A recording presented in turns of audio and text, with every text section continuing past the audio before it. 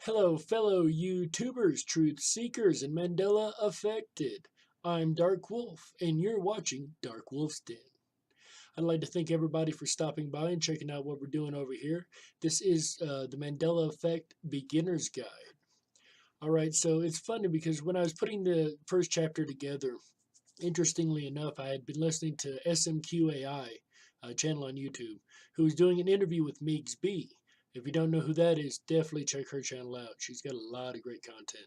Anyway, they were talking about how they wish they had a beginner's guide when they got into the Mandela effect. And I was really kind of laughing to myself because I was right in the middle of working on just that while I was listening to it. So I thought that was a crazy synchronicity. I meant to mention that in the last video, but yeah, moving on.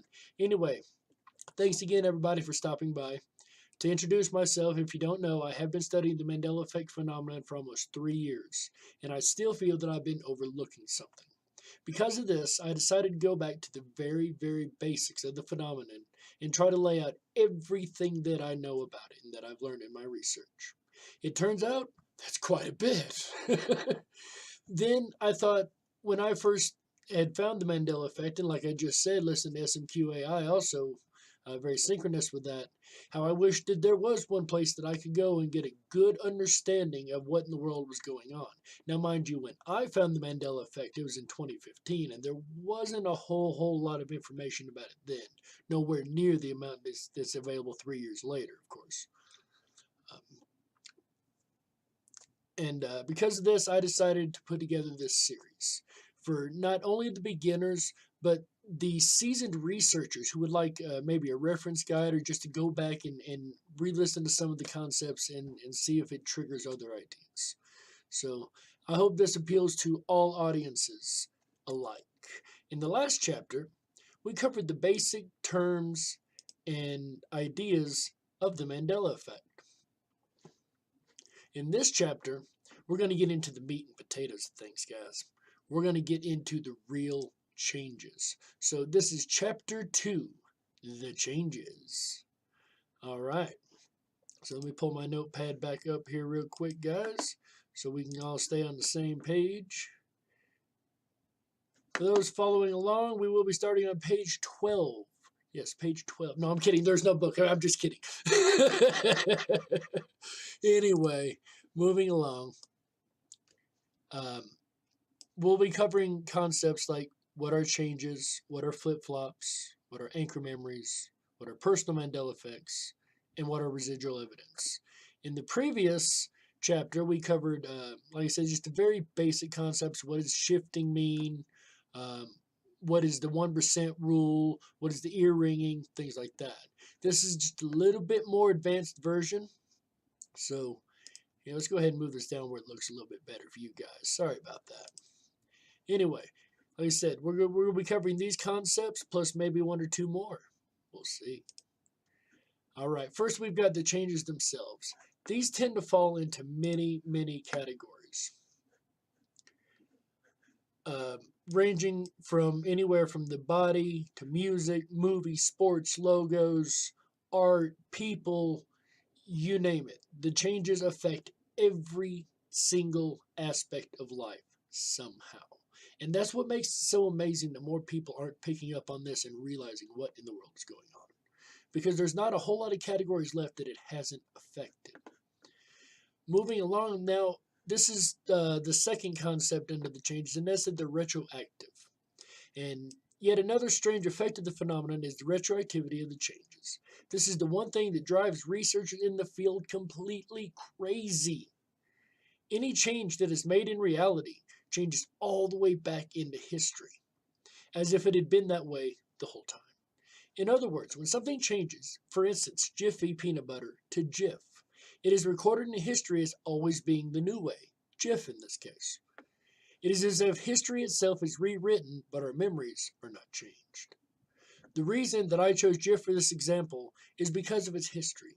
I looked into the history of Jif and Jiffy and all that, and figured out something really interesting. The guy that created the peanut butter originally called it Jiffy Peanut Butter.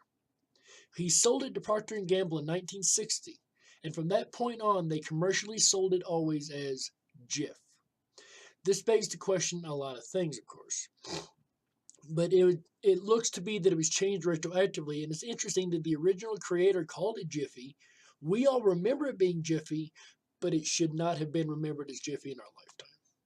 That is very, very, very, very intriguing to me. All right, moving along. Next up, we have the flip-flops. What are flip-flops? No, I'm not talking about those things that you wear around your feet in the summertime, which I need to get me a pair of now that I think about. But this is probably, at least in my opinion, one of the strangest parts of this entire phenomenon. A flip-flop is where an effect or reality change is found, for instance, the Flintstones becoming the Flintstones. And then it changes back to the way it originally was to begin with. So it changed in this case back to Flintstones. Tidy Cats, the most famous line from Apollo 13, and most recently Victoria's Secret are also all examples of the flip-flop phenomenon. Victoria's Secret was covered by Life Matrix and Moneybags 73 on YouTube. Anybody who's really interested in following the changes and he runs a voting video series, so if you don't agree with it, you can vote down, but most of the time for me, it's really crazy. Most of the things he finds, I'm right there on.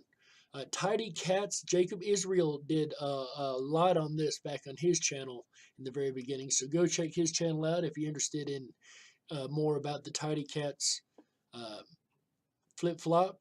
Flintstones was documented by a lot of people in the community, going back and forth, as well as the Apollo 13 flip-flop.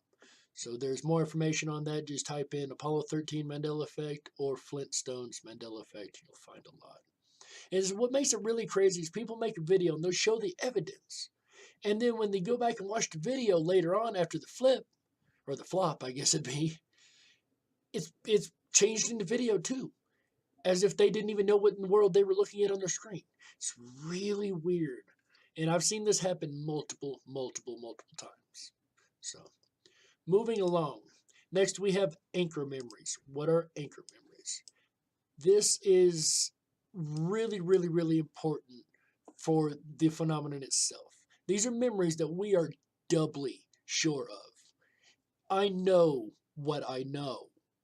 You know what I mean? These are usually memories connected with specific moments in our past. These are our most solid memories, the memories that we find it hardest to cope with when changes happen that affect that particular memory. For example, I learned to read on a book called The Berenstain Bears. It turns out it was never called The Berenstain Bears. It's always been The Berenstain Bears. I find that intriguing because I'm an incredible speller and I'm incredible at reading. So why would I just happen to set that anchor memory in my mind, the book I learned to read on? And the reason I have a strong memory on this is because I asked my mother one time, being I had spent a couple years in Germany, and I was still a child, of course, if Americans were saying the word right, should it be Steen or Stein? I would like to have thought she'd say son, there's an A there. She actually said, it depends on which country you're in. My mother was a very smart woman, so I know that is an anchor memory for me. It's things like that. Our first kiss, the first car we had, things like that. The first time we drove. Those certain memories that we hang on to, that we know, those moments that we are sure as the next breath of. Those are anchor memories.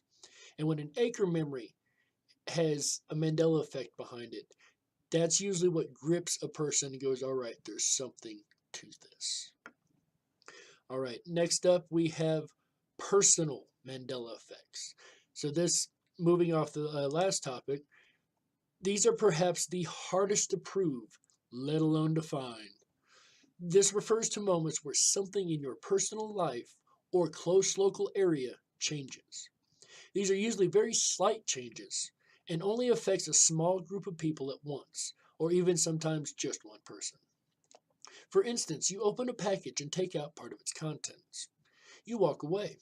A few minutes later, you return to the package to find it completely unopened with all of its contents still in it.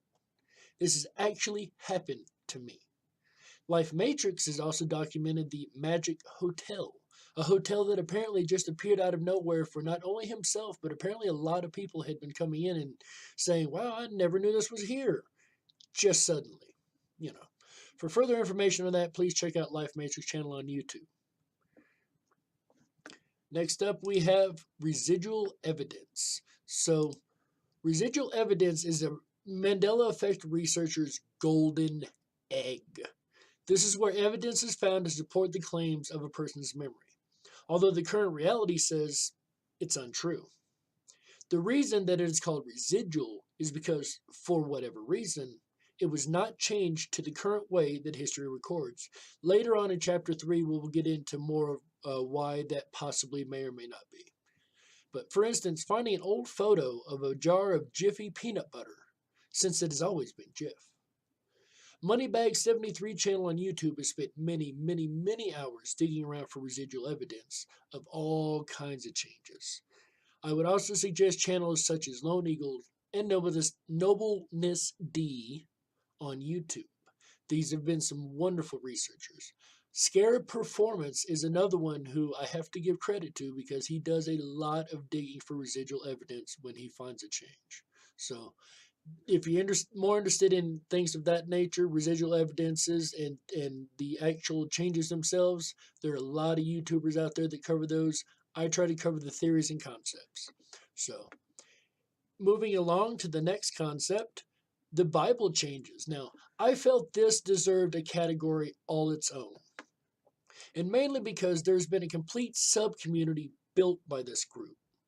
The group I refer to, of course, is the Christians, which to me just gives the phenomenon that much more credence. And the Christians are the first one to say, no, that's a lie, that's false, that's not true, that's wrong. But when they're behind it and jumping on board and saying, yes, you're right, even though it's paranormal and it's crazy, yes, we're behind it, that rings a bell for me. That raises a red flag. That tells me there's really something going on here. The reason they became involved with the community very early on is because a lot of the verses in the Bible have been retroactively edited. Examples of this can be found in Isaiah 11:6, as well as the Lord's Prayer, just to name a few. This, of course, have people who memorize the Bible extremely weirded out. For more information and channels on the Bible changes, if you are interested, definitely check out MeegsB channel. She's a really good one. There's another one named EYA. Scarab Performance also tends to follow a Christian path and background.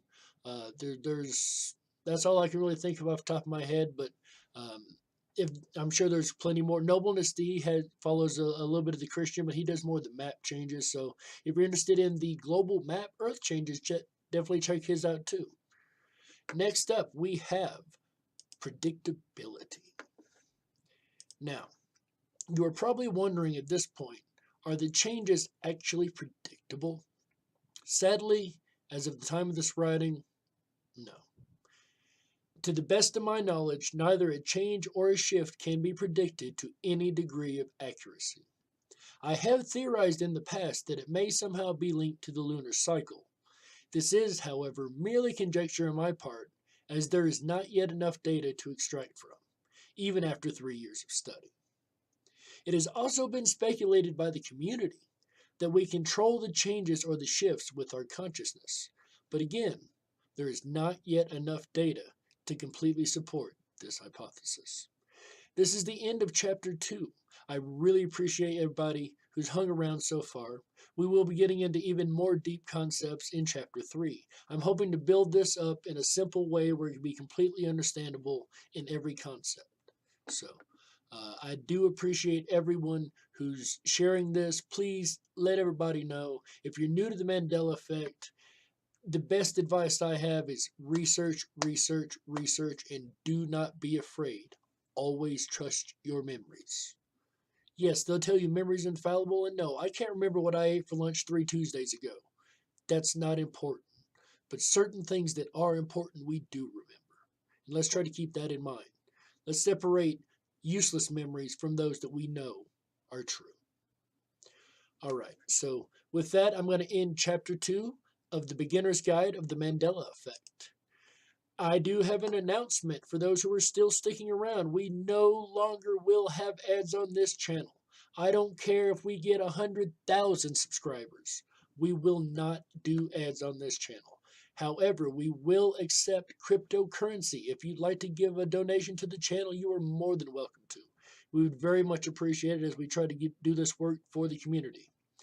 We do accept Bitcoin, LiteCoin, Ethereum, and Bitcoin Cash. The addresses for each of these will be in the description box below. Thanks again, everybody, for sticking around for Chapter 2 of the Mandela Effect Beginner's Guide. And remember, stay awake, but dare to dream. Bye, everybody.